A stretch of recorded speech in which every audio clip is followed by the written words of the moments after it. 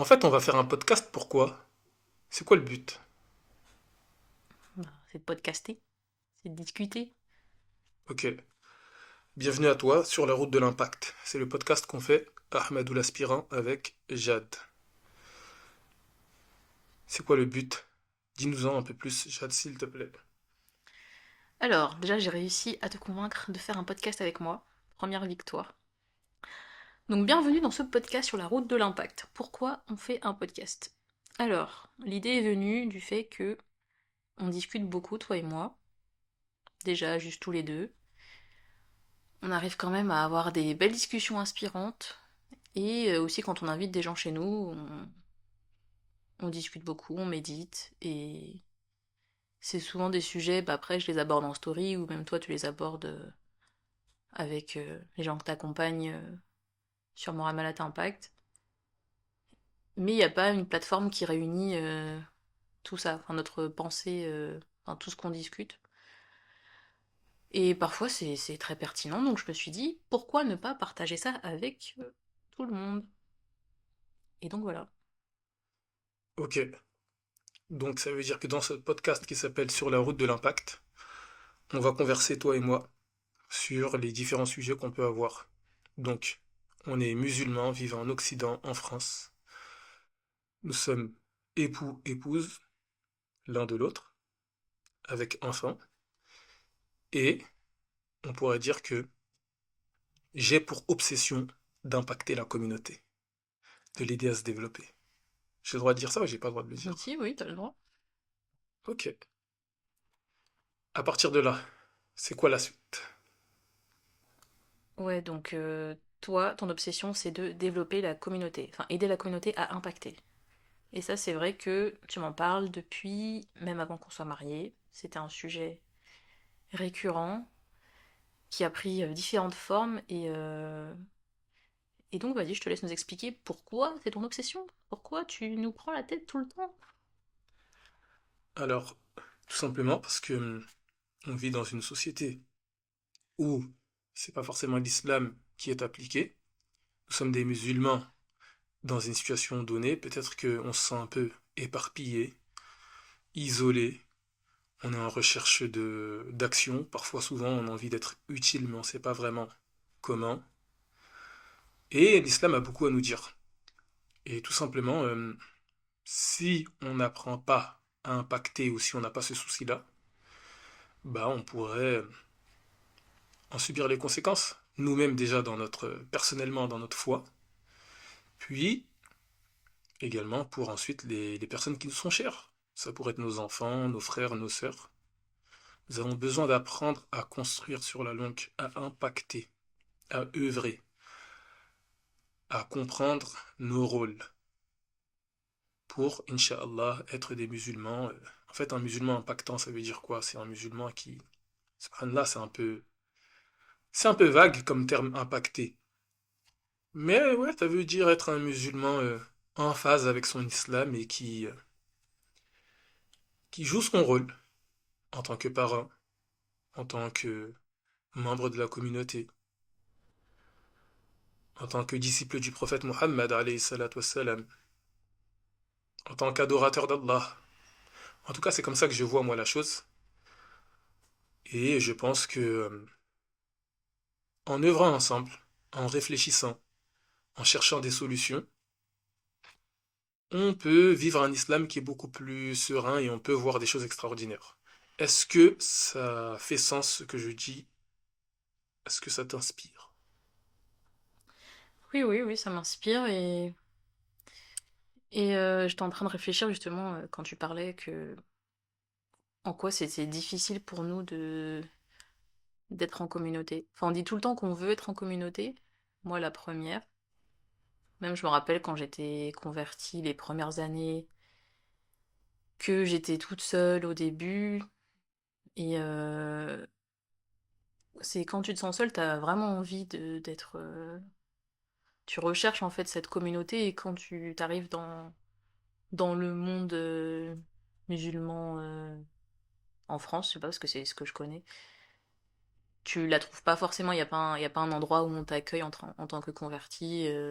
Il n'y a pas des gens qui vont prendre soin de toi, il n'y a pas, ouais, y a pas de Jamara organisé qui. Il n'y a pas des gens titulaires qui vont te prendre par la main. Donc, tu dois un peu te débrouiller tout seul. Mais après, c'est vrai que bah, une fois que t'es. Bah là, par exemple, une fois que j'ai pu prendre un peu plus d'indépendance, que je me suis mariée, etc. Qu'on a une petite communauté entre guillemets autour de nous, etc. Bah, on peut voir que c'est pas facile pour nous d'être en communauté. C'est pas. On a souvent une idée fantasmée, comme moi j'avais au début, et puis après, ben, quand t'es dans le vif du sujet, ben ouais, c'est tout un art. Tout un art. Ouais. Et une chose qui est bon de comprendre, c'est que nous sommes des gens qui vivons en Occident, dans lequel il y a une philosophie de vie, un paradigme qu'on pourrait dire. Et nous-mêmes, nous ne pensons pas forcément comme des musulmans, et nous n'avons pas des attitudes de musulmans, en général, c'est-à-dire naturellement. On a pris l'habitude de vivre dans une société individualiste. Donc, de nous-mêmes faire ce qu'on veut, en fait. De passer du temps comme je veux, de dire ce que j'ai envie de dire. Or, quand tu vis un peu plus en communauté et que tu veux vivre avec tes frères et tes sœurs, eh ben, il y a un travail à faire sur soi pour réapprendre finalement à être avec l'autre de manière sereine. Et ça, on l'a pas forcément appris. À partir de là, ça va nous mettre devant nous un certain nombre de défis. Moi-même qui, je disais, je suis obsédé par le développement de la communauté. Admettons que ça soit vrai. Moi-même, j'ai des automatismes, j'ai des manières de penser, j'ai des manières de faire qui peuvent être en désaccord avec cet objectif-là qui est de développer la communauté. Pourquoi? Parce que je suis d'ici. Parce que j'ai besoin de mon temps avec moi, il y a des choses, je suis pas habitué. Inviter des gens chez moi, passer du temps avec eux, patienter sur leurs défauts, moi-même j'ai des défauts, etc., etc. Tout ça, ça peut être des obstacles à un développement, on va dire, de la communauté. Et c'est important de le savoir, et en le sachant, le fait d'être clair sur ça, en tout cas, va me pousser ensuite, si j'ai vraiment envie d'impacter, ça va me pousser à faire un travail sur moi, à apprendre, à me développer, à changer mes habitudes, à garder le bon, à prendre des nouvelles habitudes, des nouvelles attitudes. Et à partir de là, on peut se développer. Bah déjà en soi, rien que juste le mariage, enfin, quand tu te maries, tu crées une mini communauté. Enfin, même si on n'est que deux, mais déjà juste ce rapport de force qu'il y a quand on passe de une personne isolée à se mettre dans un mariage, dans un couple. Déjà, ça demande pas mal d'efforts sur soi. Et ensuite, bah, si tu rajoutes encore bah, tout le reste, enfin, les autres personnes, quoique parfois, ben, les autres personnes elles peuvent aider à faciliter le rapport avec l'époux, mais bon, ça c'est un autre podcast. Forcément, il y aura un podcast un jour sur la question du mariage. Mais c'est vrai que les compétences que ça demande d'être un époux ou une épouse, subhanallah, ce sont des compétences qui peuvent aider grandement dans cette question de développer la communauté. Parce que quand tu vis avec quelqu'un d'autre, H24, tu dois faire attention à elle, prendre en compte ses besoins, prendre en compte ses préférences, pour essayer de faire en sorte qu'on puisse avancer de manière sereine. Bah ça, c'est une école en fait. C'est une école qui peut nous pousser ensuite à mieux pratiquer lorsqu'on est avec d'autres personnes. Et donc, clairement, c'est là où la notion de famille, la notion de mariage, ça peut être une clé pour toutes ces questions de développement de la communauté.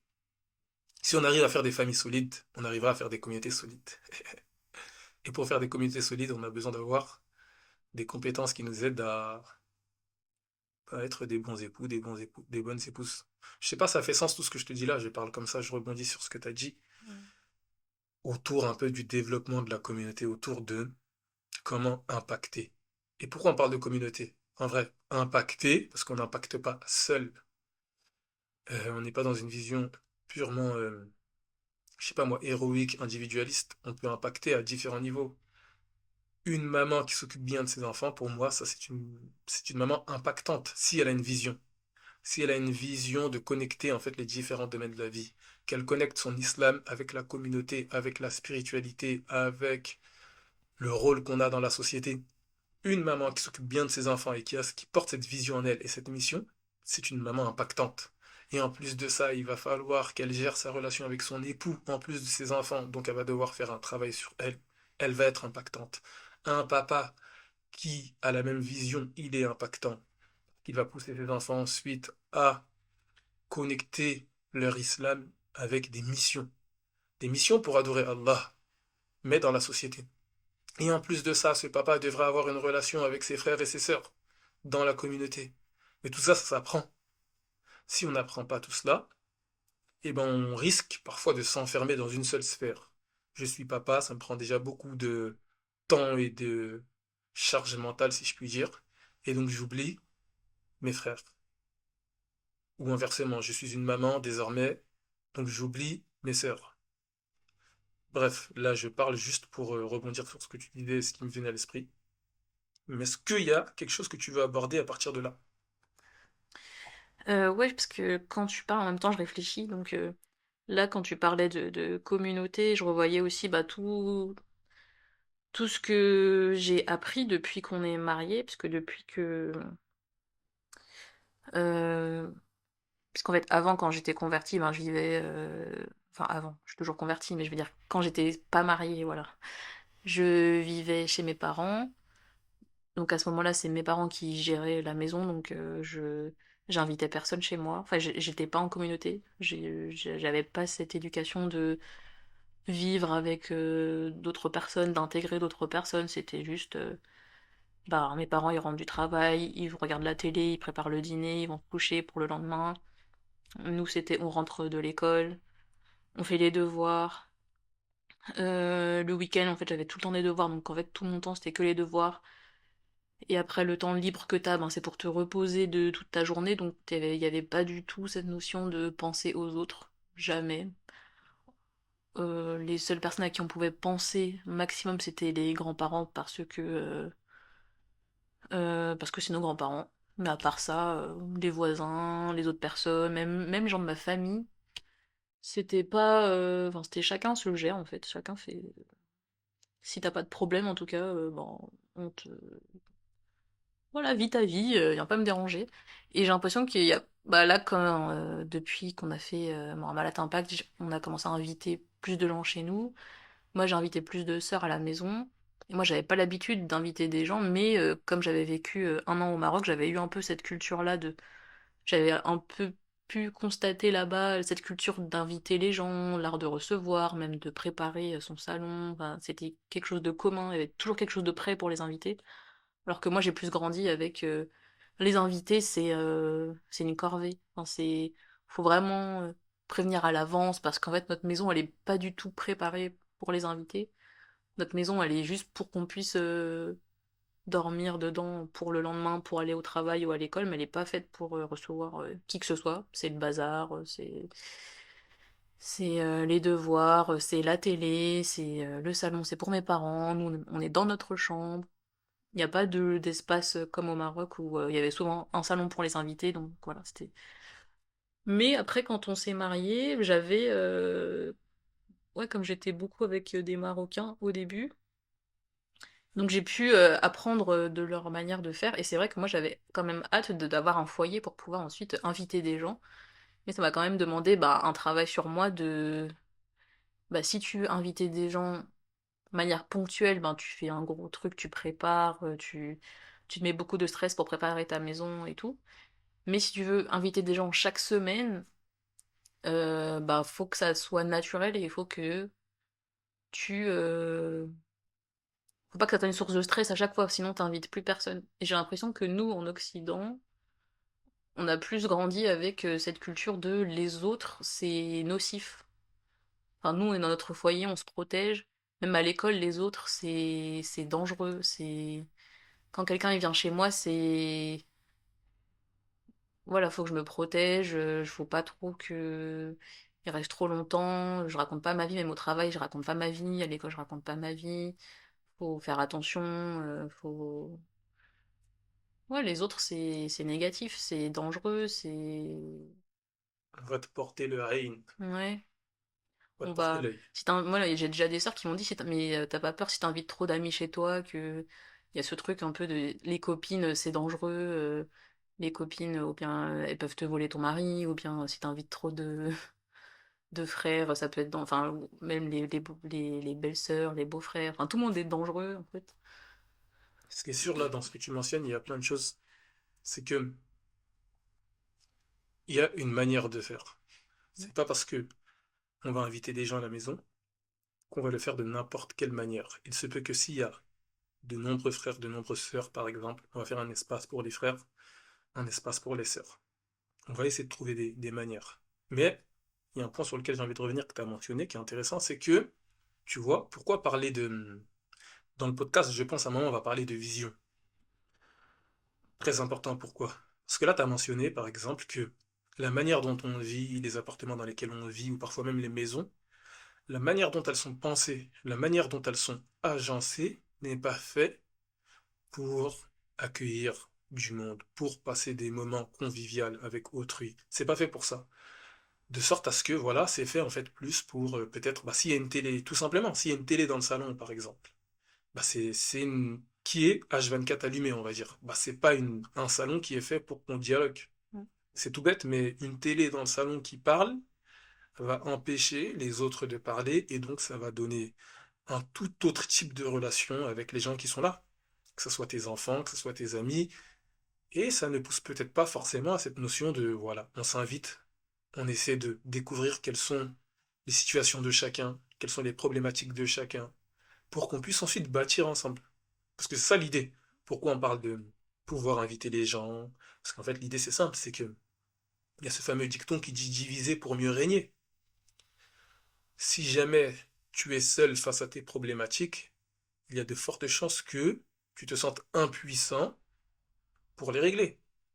Alors que si jamais tu es lié avec d'autres frères, d'autres sœurs, avec qui on peut discuter, avec qui on peut se livrer, avec qui on peut réfléchir à des solutions, et ben là on peut construire sur la langue. Mais ça c'est un mode de vie, c'est un mode de pensée aussi. Ce qui va jusqu'à l'architecture, on vient de dire là, désolé, l'architecture, la manière dont tu agences ton salon, la manière dont nos appartements sont faits. Peut-être un jour on pourrait parler de ça. Mm. Et il y a plein de choses derrière, et après il y a un savoir-faire, comme je le régis, il y a un savoir-être. C'est sûr que si tu invites des gens chez toi, il y a il y a des bonnes convenances à avoir, à la fois des gens qui accueillent que des gens qui sont invités. Et tout ça, ça s'apprend. Et peut-être que comme on n'a pas l'habitude de tout cela, eh ben, on va faire des essais-erreurs. On va parfois faire des erreurs, et après, on va se sentir un peu mal, et on va s'améliorer. Et c'est vrai que cette idée de se dire, bon, voilà, il faut que la maison elle soit obligatoirement très prête, qu'il y ait beaucoup de choses à servir, des mets raffinés, etc. Si tu es dans cet état d'esprit-là, tu vas pas inviter beaucoup. Il y a une certaine simplicité à garder à l'esprit. Si jamais tu as une certaine simplicité, tu vas accepter que bah, s'il n'y a pas beaucoup à manger, alhamdoulilah, on va servir du thé, on va manger parfois même du pain et de l'huile d'olive, quelques œufs, ça le fait. Si la simplicité est là et que, alhamdoulilah, on le fait pour Allah, il y a une baraka qui vient. Moi, je pense qu'on l'a déjà vu, que depuis qu'on a invité des gens, on n'a jamais pris. Enfin, c'est rare où on se dit, voilà, on va préparer quelque chose d'extraordinaire. Mais alhamdulillah, les gens ils aiment, moi j'aime, je sais que ça apporte un certain état d'esprit. Donc alhamdulillah. Et si on parle de ça, comment ça se fait qu'en parlant de développer la communauté, on est allé dans le sujet de inviter des gens? C'est intéressant ça. Hmm. Parce que c'est le premier truc qui m'est venu en tête et parce que c'est un peu nous ce qu'on fait en fait parce que il n'y a pas vraiment d'espace où bien on peut aller manger dehors etc. Mais quand tu veux vraiment bah, pouvoir parler tranquillement de d'islam manière hebdomadaire pardon si c'est juste une fois comme ça bah il y a des trucs organisés des conférences etc. Mais si tu veux créer un vrai lien pérenne avec des gens, faut que ça soit quand même régulier. Et tu vas pas aller toutes les semaines au restaurant, bah tu vas pas aller toutes les semaines dans un truc organisé. Et puis à la mosquée, c'est pas propice à se poser juste pour discuter. Et donc le mieux quand tu veux vraiment créer un lien avec des gens, enfin ce qu'on a vu, c'est de bah, tu les invites chez toi de manière régulière. Et comme ça, ben c'est ton terrain, tu maîtrises un peu, tu peux servir la nourriture que tu veux, tu peux rester, tu peux faire tes prières, t'es sûr que tu vas faire tes prières à l'heure, tu vas pas partir loin, et, euh, et tu peux organiser le temps comme tu veux, donc c'est le plus simple. Mm. En tout cas, le point que je vois là, c'est qu'en ayant parlé de développer la communauté, on est allé sur le sujet d'inviter. Et subhanallah, c'est comme si on disait en réalité sur la route de l'impact. Pour impacter, il va falloir se lier avec tes frères et tes sœurs qui ont les mêmes aspirations que toi. Et une des choses qui aide à se lier, c'est tout simple, hein, c'est de s'inviter les uns les autres. Même si on a peu, de partager un petit peu à manger, de l'eau, du pain. Et ça me fait penser à une parole du prophète, alayhi salatu wassalam, lorsqu'il arrivait à Médine. Je connais pas bien le hadith. Et quand il arrivait à Médine, il a dit trois choses, et dans une version 4. Il a dit Afshu salam, at'imu ta'am, sallu bil-layl wan nasu niyam, tadkhulul jannata bis-salam. Qui signifie Afshu salam, donc répandez la paix dans la concorde. At'imu ta'am, nourrissez-vous les uns les autres. Sallu bil-layl wan nasu niyam, priez la nuit pendant que les gens dorment. Tadkhulul jannata bis-salam. Vous entrerez au paradis en paix. Et subhanallah, ce qu'on voit là, c'est que un des éléments fondamentaux, c'est ça en fait. Nourrissez-vous les uns les autres. Tu t'invites chez un frère, t'invites un frère ou une sœur, et on se partage un petit truc, même s'il y a peu. Mais sur la route de l'impact, si on veut impacter, il y a fortifier les liens. Et rien de mieux que de partager un petit repas à la maison, de s'inviter, même si c'est du pain et de l'huile d'olive, ou si c'est de l'eau, ou si... Peu importe, parce que c'est pas ça le point principal. Ça resserre les liens. Et à partir de là, ensuite, on peut commencer à impacter. C'est quand même fou, moi je trouve qu'en fait c'est quelque chose de très très basique. Une fois quand j'étais, ça remonte à il y a peut-être il y a 10 ans maintenant, il y avait des frères d'Angleterre qui venaient d'une autre communauté et je leur avais posé la question comment faire pour renforcer nos liens entre nos frères et nos sœurs. Ils m'avaient dit deux choses. Ils m'avaient dit de un, nourrissez-vous les uns les autres, invitez-vous les uns les autres à la maison. Donc c'était nourrissez-vous les uns les autres. Et de deux, voyagez ensemble. Ils m'avaient dit ça. Et subhanallah, je trouvais que c'était fort. Il m'a dit deux grandes règles. Si on veut impacter, en gros, c'est ça que j'ai envie de dire dans le message peut-être de ce podcast, parce qu'on n'a pas forcément préparé ce podcast. C'est de dire, pour impacter, il faut se lier les uns aux autres. Rien de mieux que de se partager, de s'inviter les uns les autres, même si on a peu. Et ça revient à quelle idée? Fais avec ce que tu as, tu auras avec ce que tu fais. Même si tu as peu, fais avec. Encore une fois, le prophète, alayhi salatu wassalam, lorsqu'ils étaient à Makkah, il y avait un compagnon qui s'appelait Al-Arqam. Al-Arqam ibn al-Arqam. Et lui, il a invité les gens chez lui, et c'est chez lui que les compagnons allaient pour réciter en secret le Coran. Donc en fait, on fait avec ce qu'on a. Parce que toi, tu as mentionné que peut-être les mosquées, c'est pas un lieu propice. De toute façon, c'est fermé entre les heures de prière. Tu vas aller au restaurant, tu vas payer, ça va te coûter une blinde, comme on peut dire, à force. Tu fais avec ce que tu as.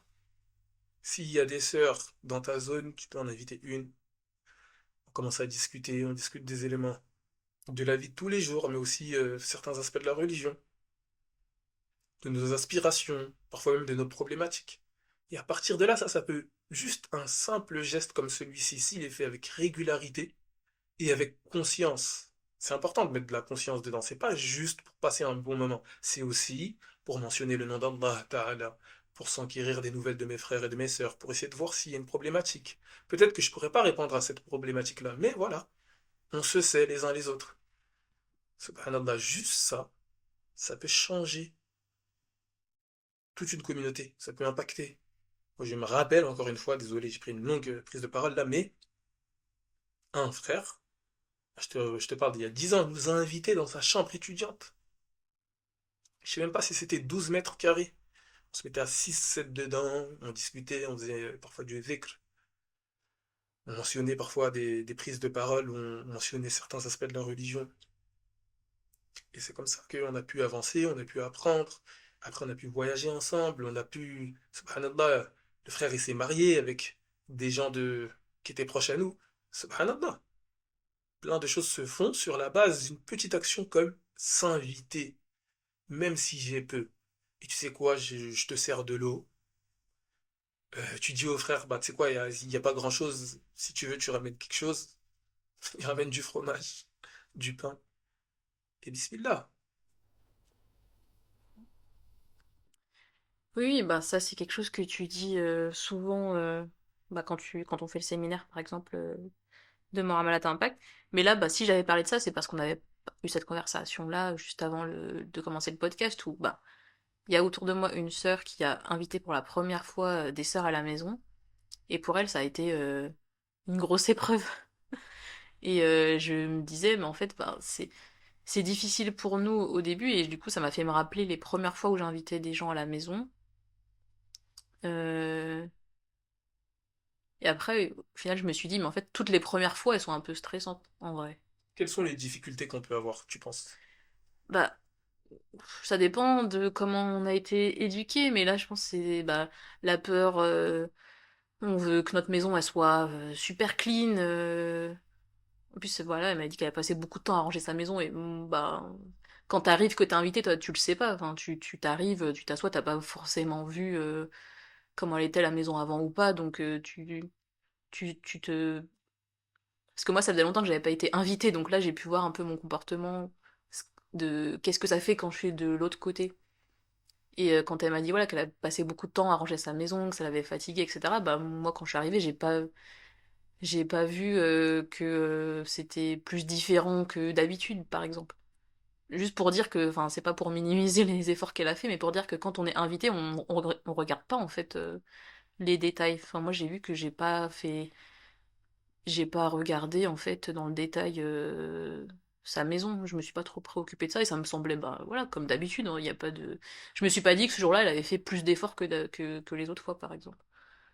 Et ça ben quand on invite des gens on a l'impression qu'ils vont qu'il faut que ce soit super carré alors qu'en vrai quand t'arrives tu vois pas trop de différence.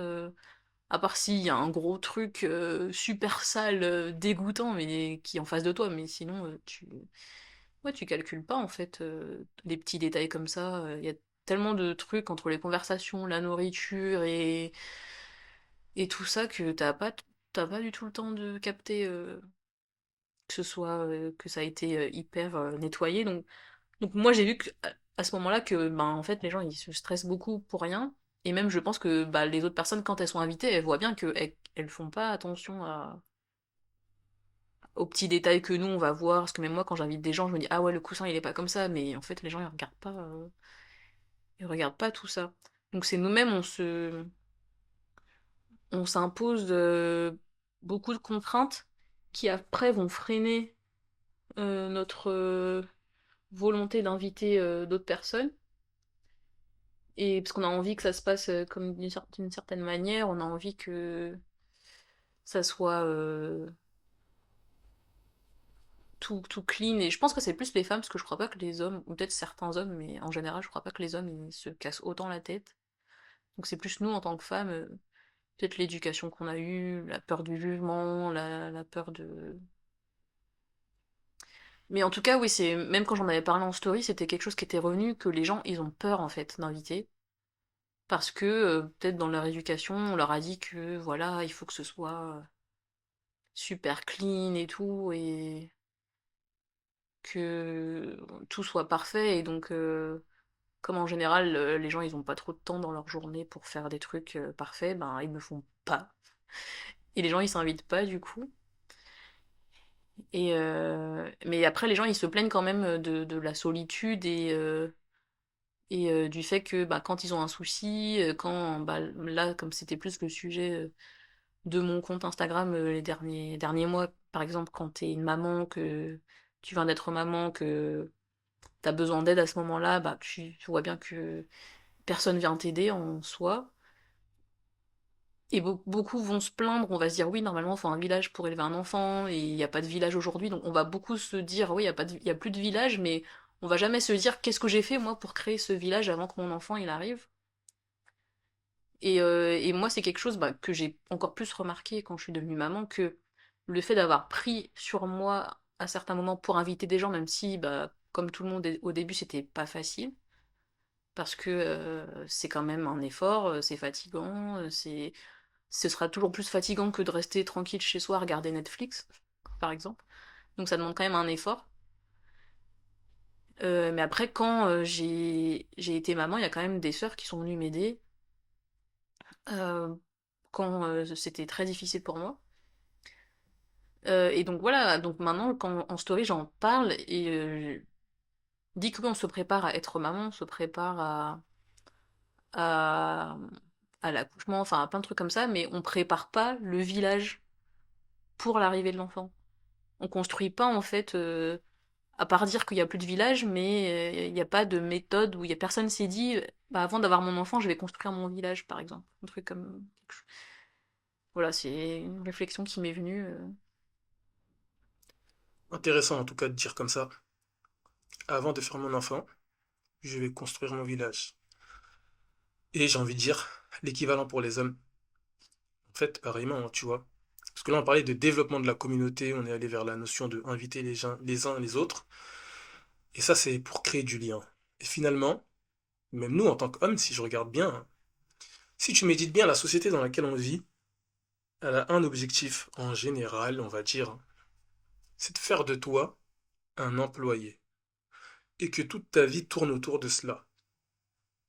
Et donc à partir de là, forcément, ça va nous isoler les uns des autres parce que notre focus, il va être fondé, il va vraiment être placé sur être un employé, gagner son argent. Et le reste va être un peu, va passer sous la trappe. Et ça donne quoi comme résultat? Ça donne qu'on est des musulmans.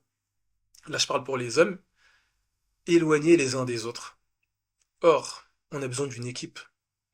Moi, quand je regarde la sira du prophète, alayhi salatu wassalam, son histoire, on parle bien qu'il avait des compagnons. Tu vois, même le terme. C'est-à-dire qu'il avait une équipe, il avait une cohorte avec lui, des gens. Tu vois, aujourd'hui, si on devait parler notre langage, on dirait j'ai besoin d'avoir des gars sûrs avec moi, en fait, pour même vivre mon islam, pour pouvoir impacter, pour pouvoir être un bon époux, pour pouvoir être un leader dans ma famille. J'ai besoin de parler avec mes frères quand j'ai des problématiques. J'ai besoin de prendre, de bénéficier de l'expérience de ceux qui sont passés avant moi dans les problématiques données.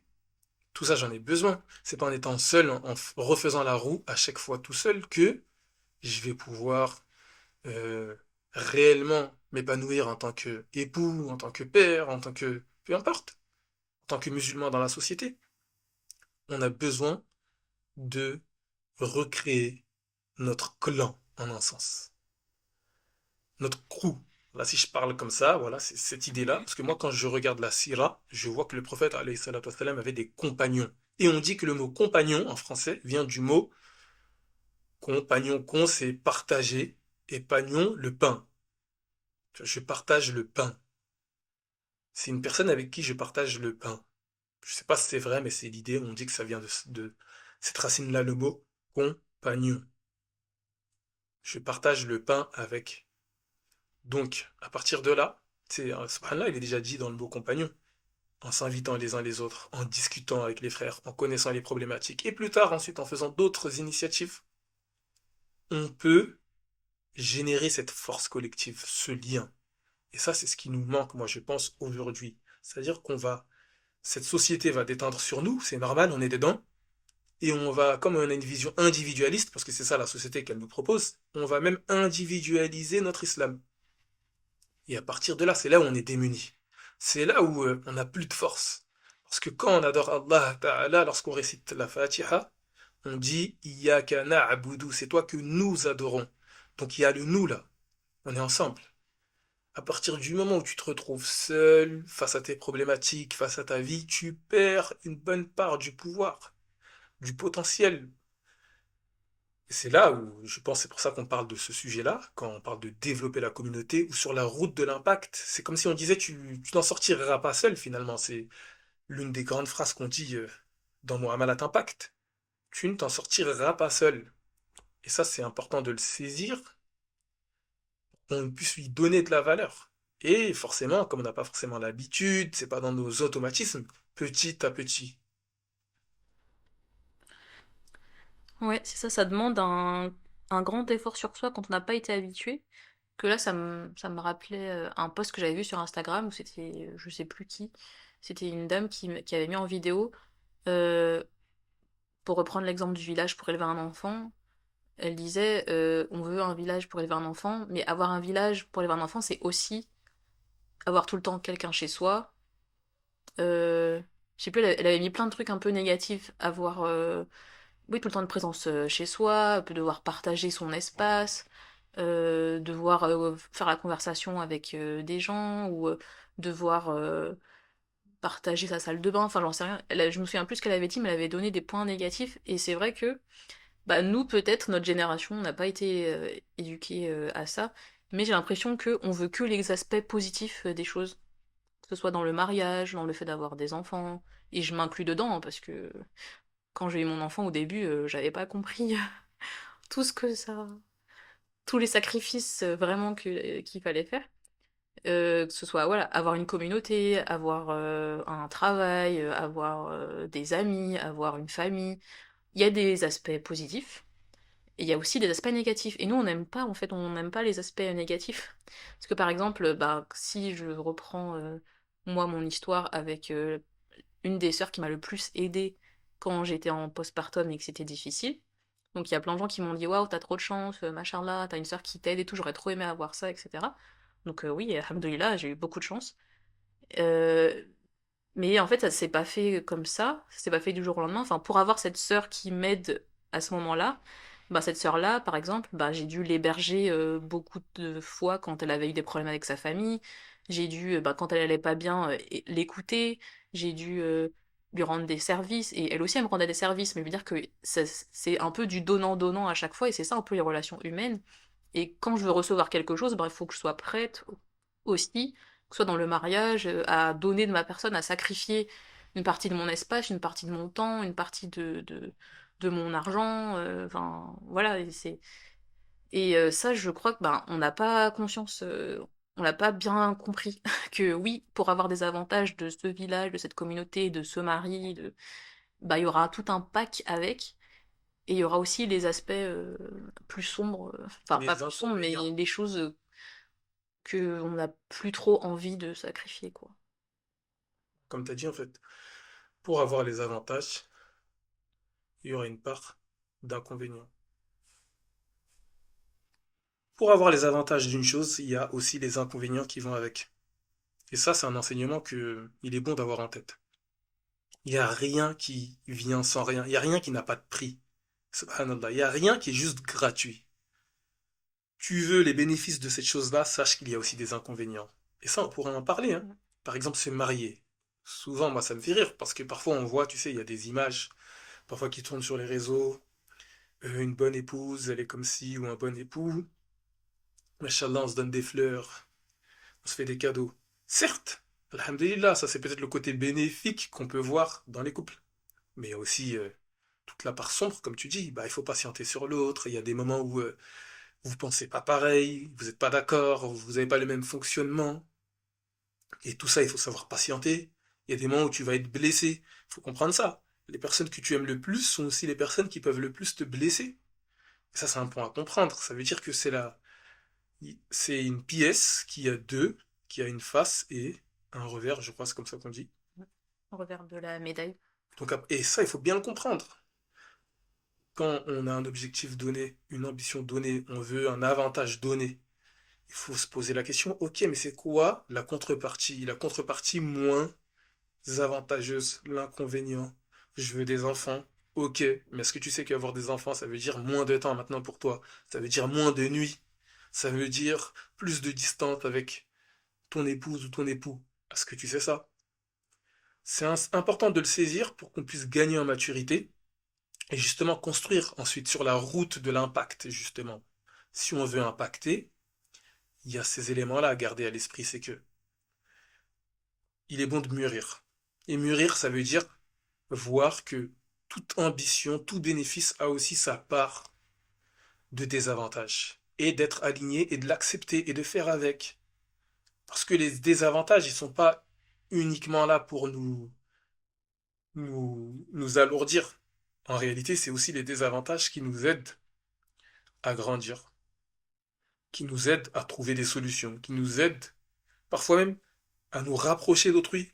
C'est bien parce qu'on a eu des problèmes, c'est bien parce que tu as eu des problèmes, peut-être des moments difficiles, que cette sœur a pu venir vers toi et que ça a fait un lien entre vous. Et c'est bien aussi parce qu'elle avait des problèmes que toi t'es allé vers elle et que vous avez pu vous soutenir.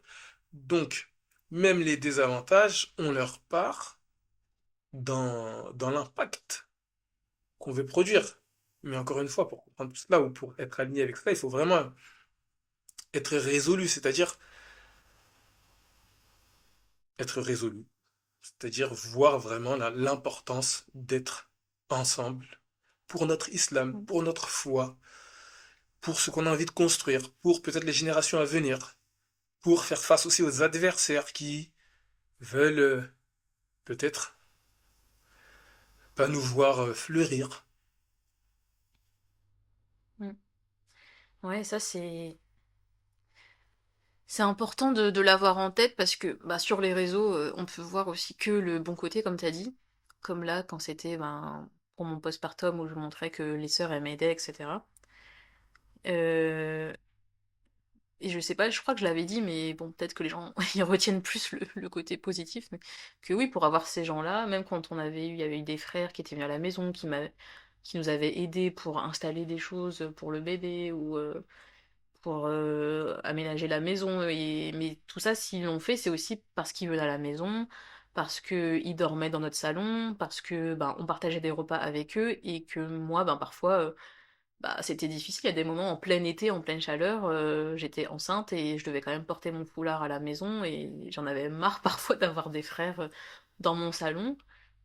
Mais bah, quand il a fallu avoir des gros bras pour nous aider dans je ne sais plus quels travaux, bah ils étaient là.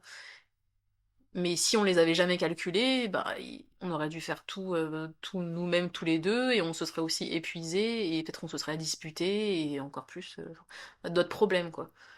Et ça oui, c'est faut avoir en tête que être en communauté pour pouvoir impacter en communauté, bah va falloir prendre sur soi accepter les aspects négatifs, après ça dépend lesquels, il y a des choses plus acceptables que d'autres, mais et, mettre des choses en place pour que ça soit le plus faisable pour tout le monde, que ça soit le plus vivable pour tout le monde, mais il y aura toujours en fait toujours des choses gênantes, des choses qui vont nous déranger, mais après même être seul aussi c'est dérangeant, donc faut choisir. C'est... En fait, ça c'est une clé, tu vois. Sur la route de l'impact, j'ai envie de dire. Apprendre à accepter les choses dérangeantes et de les transformer finalement en source de moteur, je sais pas, pour être créatif. Parfois, les choses qui te dérangent, c'est ça qui te pousse à trouver des solutions qui sont créatives et qui finalement ensuite t'apportent beaucoup. Cette capacité à voir les choses dérangeantes et de les accepter et de faire avec tout en essayant d'améliorer les choses, c'est une capacité clé, moi je pense, pour impacter. Parce que sinon, c'est quoi? Les choses qui te dérangent, soit tu en fais une source de créativité pour trouver des solutions, pour passer au-dessus. Parfois, ça va être des actions extérieures, parfois, ça va être des actions sur toi-même, un travail sur toi. Soit tu vas être dans cette approche-là, pour trouver des solutions, soit tu vas être dans une autre approche qui est celle de la plainte. Tu vas juste te plaindre, tu vas être négatif et tu vas tout arrêter, mais tu vas pas avancer. Mais là, tu as mentionné quelque chose tout à l'heure qui m'intéresse. Tu as dit que tu vois, tu peux aussi, si tu veux, ne pas inviter des gens, ne pas avoir de frères et sœurs autour de toi, mais qu'est-ce que ça va faire comme résultat? On peut le voir ça dans le couple. C'est que finalement, tu vas reposer beaucoup, tu vas avoir beaucoup d'attentes sur ton partenaire. Et ça peut être un autre problème encore. Ouais. En fait, comme tu n'as pas d'autres frères et d'autres sœurs sur qui t'appuyer, tu vas placer toutes tes attentes sur ton partenaire. Et ça, c'est dangereux. Parce que ton partenaire doit être à la fois ton psychologue, à la fois ton époux ou ton épouse, à la fois la personne avec qui on s'amuse ou on se détend tout le temps, à la fois la personne qui m'aide à trouver des solutions à mes problèmes. Ça fait beaucoup en fait. Ça fait beaucoup. Et ça mène à quoi? Ça peut amener à des étouffements finalement. Aujourd'hui, on sait qu'on est dans une ère où il y a beaucoup de divorces. Peut-être que ça a sa part. Ouais. Le fait d'être étouffé l'un sur l'autre. Surtout qu'on a une culture, comme on l'a dit, on a une culture aujourd'hui où si on a regardé des séries, si on a regardé des dessins animés Disney, tout ce que tu veux, on peut avoir cette illusion de croire que voilà, avec mon époux ou avec mon épouse, on fera tout ensemble. Elle sera toujours souriante, elle sera toujours contente de me voir. Elle voudra toujours discuter avec moi. Elle sera toujours ma partenaire, mon soutien. Ben non, la réalité c'est que non. Il y a des moments elle sera ton soutien, il y a des moments elle ne le sera pas sur certains sujets. Il y a des moments elle aura envie de te voir, il y aura des moments elle n'aura pas envie de te voir. Il y aura des moments ça sera mieux qu'elle ne te voit pas. Il y a des moments où il faudra être hyper complice, hyper proche. Il y a des moments où il faudra un peu se séparer, avoir de la distance. Ça c'est important de le saisir. Mais pour pouvoir le faire, comme il y a un dicton en langue arabe qui dit tu ne t'éloignes pas d'une chose sans te rapprocher d'une autre. Si tu n'as pas de frères et de sœurs sur qui t'appuyer, comment tu vas faire? Tu vas être frustré en fait. Que ton époux ou que ton épouse ne répondent pas aux besoins que tu as là tout de suite. Qu'elles ne te comprennent pas sur le moment donné. Bah oui, en plus t'as personne d'autre avec qui discuter, t'as personne d'autre avec qui te confier, t'as personne d'autre avec qui aborder ces sujets-là. Tu vas être mal. Donc là, c'est encore un autre point important de pourquoi développer la communauté, pourquoi créer du lien. Parce que, en fait, tu es un être social. Et la vérité, ton partenaire ne sera pas assez. Faut dire la vérité, ton partenaire ne sera pas assez. En plus, elle n'est pas, toi tu es un homme, elle c'est une femme ou inversement, vous n'avez pas les mêmes manières de penser, vous n'avez pas les mêmes besoins. Il y a des moments où elle a ses périodes. Et donc, au niveau des émotions, c'est pas pareil. Etc., etc. Il y a des moments où elle a besoin de plus de soutien, je sais pas, lié aux émotions comme les femmes ont. Et ben l'homme, parfois, en tout cas moi, parfois, je l'apporte pas. Donc, parfois, tu as besoin d'avoir un soutien auprès de sœurs, etc. Là, c'est intéressant de comprendre que c'est un autre argument pour lequel, qui nous montre qu'on a besoin de former des communautés solides. Et par cela, ça veut dire aussi avoir des liens forts avec tes frères, avec tes sœurs, et le construire. Et certes, ça va te coûter, c'est pas que facile de faire cela. Parce que je le redis, on est dans cette société, et dans cette société, on a appris à vivre pour nous. On n'a pas vraiment appris à tenir compte du besoin de l'autre, ou de la manière dont l'autre pense. Faire attention à comment elle pense. Donc si elle a un comportement, parfois c'est parce qu'elle pense d'une certaine manière. Patienter dessus, apprendre à s'améliorer ensemble. Tout ça, on n'a pas appris. Mais voilà, je voulais mentionner cet argument-là qui est très important. Je ne sais pas si toi qui nous écoutes, si tu n'es pas marié, garde ça en tête. Mm. Comme elle a dit, prépare le village avant que l'enfant arrive. Et j'ai envie de dire aussi, surtout pour les frères, prépare-toi ton clan avant de faire face à tes problématiques de vie. Vraiment, t'as besoin d'avoir des gars sûrs autour de toi, t'as besoin d'avoir des compagnons solides. De toute façon, la phrase t'as besoin d'avoir des potes, on m'a dit que ça vient du mot poteau. T'as besoin d'avoir des poteaux, des gens solides sur lesquels tu pourras t'appuyer. C'est un élément fondamental. Et ça, on le retrouve dans la Fatiha, je l'ai dit tout à l'heure. Iyaka Aboudou, c'est toi que nous adorons. Et on le retrouve souvent dans des éléments de l'islam. On dit que Omar ibn Khattab, radiallahu anhu, disait il n'y a pas d'islam sans jama'a, sans groupe, sans communauté. Et ensuite, il disait d'autres choses. Tu vois, il nous faisait comprendre que tu veux vivre ton islam avec plus d'apaisement, plus de sérénité, plus de force, plus tu veux être inspiré dans ton islam. Bah, tu vas avoir besoin de t'entourer d'autres frères et d'autres sœurs qui ont aussi ce même souci-là. Et c'est un élément clé. Et là, on a mentionné, une chose qui peut aider à cela, c'est de tout simplement s'inviter les uns les autres, comme on peut. On fait avec ce qu'on a. Si on a un appart, bah t'invites dans ton appart. Si t'as un salon, t'invites dans ton salon. Si t'as une chambre, t'invites dans ta chambre. Et tu trouves, s'il n'y a pas tout ça, il y a un parc. Ouais, il y a 10 ans encore, parfois on se réunissait dans des parcs, on récitait sur la Telkaf, dans des parcs sur Paris, et après on discutait, etc. Bismillah, tu fais avec ce qui est là, et tu fais confiance en Allah, et tu regardes où est-ce qu'il te mène. En sachant, ça il faut être clair sur cette idée-là, qu'il n'y aura pas que des facilités. Allah va tester ton intention. Donc forcément, il n'y aura pas que des facilités, il y aura des choses moins faciles, mais ces choses moins faciles vont t'aider à te développer sur la longue. C'est ce que je pouvais dire, moi, en tout cas. Qu'est-ce que tu penses de ce podcast? Ouais, c'est hyper intéressant, c'est bien. On n'a pas préparé, donc c'est c'est bien que ça tourne comme ça. Mais voilà, je le redis, si tu n'as pas encore d'enfant, pense à préparer ton village avant l'arrivée de ton enfant, Inch'Allah. Et en parlant d'enfant, bah, il va falloir que j'aille chercher le mien, donc on va s'arrêter là. En tout cas, j'espère que ce premier épisode t'a plu. C'était le premier épisode du podcast sur la route de l'impact. Et c'était un peu freestyle, mais j'espère que tu vas pouvoir être là pour la suite. Pour la suite, ok, mais t'as peut-être oublié qu'on puisse dire. Dans ce podcast, il y avait Jade Osofi, c'est ça? Ouais.